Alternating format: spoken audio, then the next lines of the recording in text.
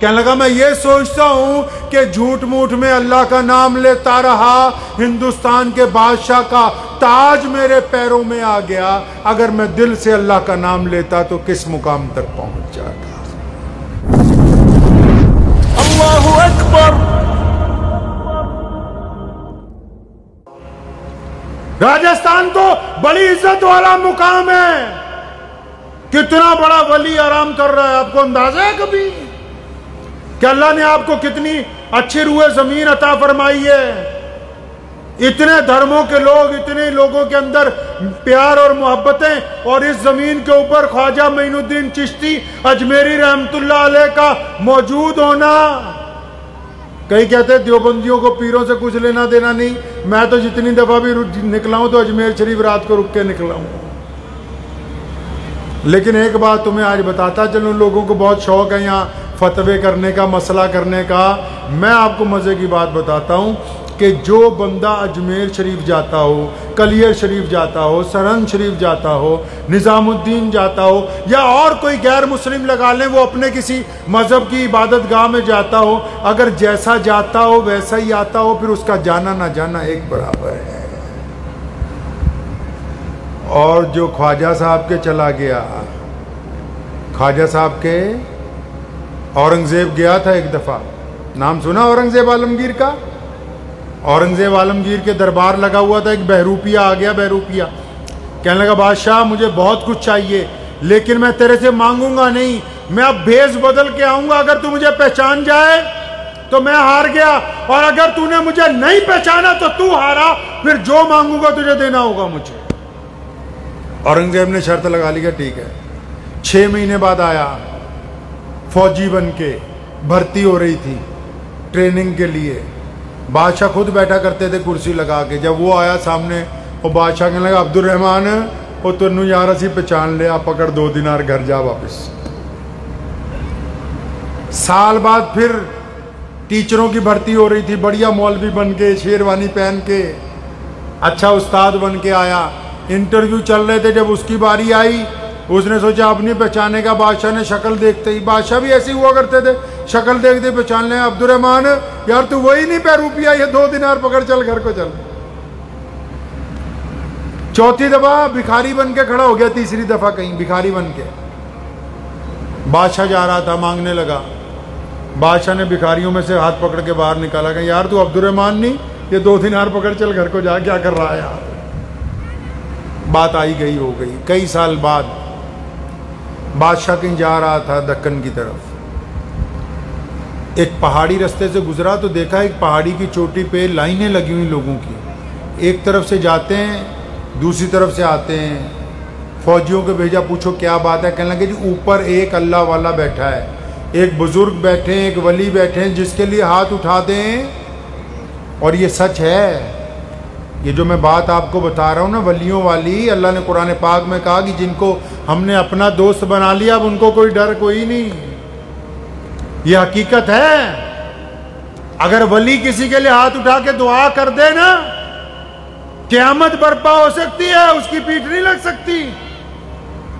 अल्लाह उसी वक्त देंगे। अगर वो अपनी बेवकूफ़ी की वजह से नेमत खो दे वो अलग बात है। अल्लाह की एक बड़ी खूबसूरत आदत है, पता है आपको अल्लाह की क्या आदत है? जब किसी को देते हैं, इल्म देते हैं, दौलत देते हैं, रुतबा देते हैं, अल्लाह वापस नहीं लेते। आपने फिर सुना होगा कि बंदा फ़कीर बन जाता है, वो अपने गुरूर की वजह से खो देता है, अल्लाह नहीं वापस लेते।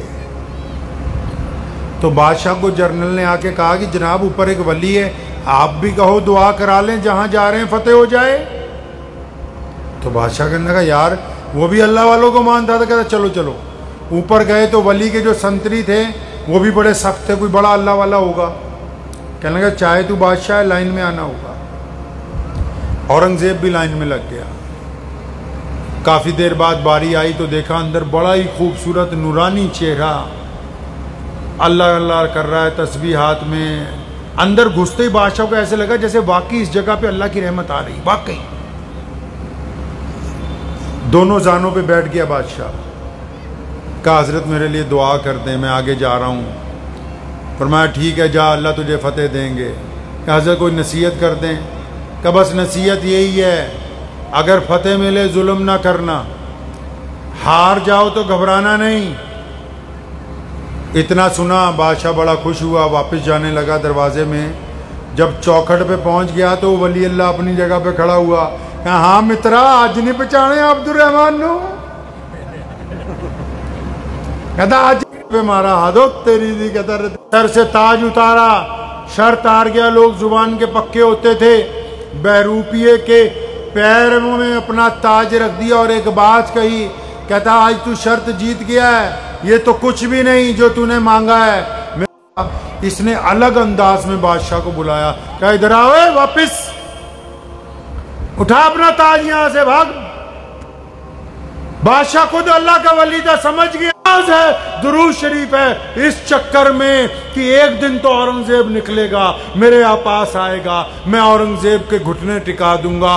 कहने लगा मैं ये सोचता हूं कि झूठ मूठ में अल्लाह का नाम लेता रहा, हिंदुस्तान के बादशाह का ताज मेरे पैरों में आ गया। अगर मैं दिल से अल्लाह का नाम लेता तो किस मुकाम तक पहुंच जाता। सिर्फ झूठ मूठ में नाम लेता रहा। तो मार्जी कर रहा था, औरंगजेब गया ख्वाजा मोइनुद्दीन चिश्ती की दरगाह में फातिहा पढ़ने के लिए। तो जब सीढ़ियां चढ़ रहा था ना, तो वहां मांगने वाले बैठे होते हैं। उन्होंने एक ने कहा, बादशाह का लिबास पकड़ लिया कि ख्वाजा के लिए कुछ दे जा, 20 साल हो गए मेरी आंखें नहीं आई। औरंगजेब वहीं रुक गए। फरमाया अच्छा वो 20 साल हो गए तेरी आंखें नहीं आई, यहां बैठा हुआ है क्या? हाँ कुछ दे जाओ। उसने सोचा बादशाह दिनारों की थैली दे देगा, कोई सोने की थैला दे देंगे। 2 सिपाही बुलाए, कहने लगे यार ये 20 साल हो गए यहाँ बैठा हुआ है, इसकी आंखों की रोशनी नहीं आई, मैं अंदर जा रहा हूँ सलाम करने, मेरे आते आते अगर आंखों की रोशनी आ जाए ठीक है, नहीं तो इसकी गर्दन उतारो, एक तरफ करो इसकी। बादशाह अंदर चला गया फातिहा पढ़ने के लिए। अब हमारी तरह की तो फातिहा नहीं थी ना जी, जैसी आजकल फातिहा पढ़ते हैं भाई, इधर से गए उधर से निकल गए। अल्लाह वाले तो जब अल्लाह वालों के यहाँ जाते हैं फिर उनकी तार मिल जाती है अपने रब के साथ। बादशाह जब काफी देर के बाद जब वो अंदर चला गया, इधर ये रो रो के दुआ कर रहा कि अल्लाह आज अपने नबी के सदके, आज मोइनुद्दीन चिश्ती की चौखट के सदके आज मेरी आंखों की रोशनी दे दे, वरना ये आएगा इसने आते मेरी गर्दन मार देनी, मेरी जान तू बचा ले मेरे रब बस आज। बादशाह सलामत जब बाहर आए, इसके सारे तबक रोशन हो गए। अच्छा कोई लेंस लगाने की भी जरूरत नहीं रही, बादशाह सलामत। लोग कहते हैं अंधा था, सारी रोशनी आ गई, सब कुछ नजर आने लगा बिल्कुल साफ साफ। औरंगजेब ने कहा, कहता अल्लाह वालों के दरबार को बदनाम करते हो, नीयत तुम्हारी अच्छी नहीं होती, नीयत तुम्हारी अच्छी नहीं होती। तो सुनो, जो लोग ख्वाजा मोइनुद्दीन चिश्ती के दरबार में जाते हैं रहमतुल्लाह अलैह के, वो पहले तो सिर्फ अल्लाह और रसूलुल्लाह के मुजरिम हैं क़यामत वाले दिन। किसके मुजरिम है जी? अल्लाह के भी और रसूलुल्लाह के भी। और जिसने ख्वाजा साहब के तुरबत पे खड़े होके फातिहा पढ़ी हो फिर आके झूठ बोलता हो, ख्वाजा साहब की तुरबत पे फातिहा पढ़ने के बाद किसी की बहन को गंदी निगाह से देखता हो, ख्वाजा साहब की तुरबत पे फातिहा पढ़ने के बाद किसी से ठगी करता हो, बेईमानी करता हो, पहले सिर्फ अल्लाह और रसूलुल्लाह का मुजरिम था, अब ख्वाजा मोइनुद्दीन चिश्ती का भी मुजरिम है। ये तुम आसान समझते हो अल्लाह वालों के दरबार में जाना? अल्लाह तबारक व तआला ने ये दीन अता इसलिए किया है, हम कायनात में ये इतनी बड़ी कौम बनी इसीलिए, हम इज्जतें बांटने आए हैं। रसूलुल्लाह ने हमें इज्जतें बांटने भेजा है। इस्लाम यह तो नहीं कहा कहीं कुरान में लिखा कि पूरी दुनिया मुसलमान हो जाए, लेकिन नहीं, इस्लाम ये चाहता है कि अब्दुर्रहमान अगर सड़क पे चलता हो तो उस मोहल्ले की गैर मुस्लिम बेटी भी ये कहती हो कि ये मेरी तरफ गंदी निगाह से नहीं देखता। हम सब इस्लाम की तस्वीर हैं, इस्लाम की तस्वीर बनाने के लिए किसी अच्छे आर्किटेक्ट की जरूरत नहीं। आपने क्या सोचा ये मौलवी सिर्फ इस्लाम के ठेकेदार हैं? अपने मोबाइल में अपनी सेल्फी लेके अपनी फोटो खींच लें। आप अगर सच बोलते हैं तो मुसलमान, और बोलो मुसलमान सच्चे हैं, आप झूठ बोलते हैं तो फिर मुसलमान कैसे हैं? आप किसी की बेटी की तरफ गंदी निगाह से देखते हैं तो फिर उसका इल्जाम अब्दुर्रहमान पे नहीं है, उसका इल्ज़ाम पूरे मुसलमानों पर है। आप किसी पर जुल्म करेंगे, उसका इल्ज़ाम सिर्फ आप पर नहीं आएगा, पूरी कौम के ऊपर आएगा। आप अगर किसी के साथ मिलावट करेंगे, आप अगर बेईमानी करेंगे, आप अगर झूठ बोलेंगे, तो फिर पूरी कौम के ऊपर इल्ज़ाम आएगा। पता लगा कि ये जितने लोग बैठे हैं, चाहे दाढ़ी वाले हैं या बिना दाढ़ी के, नमाजी हैं या गैर नमाजी हैं, अमीर हैं या गरीब हैं, इनकी तस्वीर इनके गैर मुस्लिम दोस्तों के नज़दीक इस्लाम की तस्वीर है। मुझे उम्मीद है कि आपको ये वीडियो पसंद आई होगी। अगर पसंद आई हो तो ये आप अपने दोस्तों के साथ शेयर करें और इस चैनल को सब्सक्राइब जरूर करें।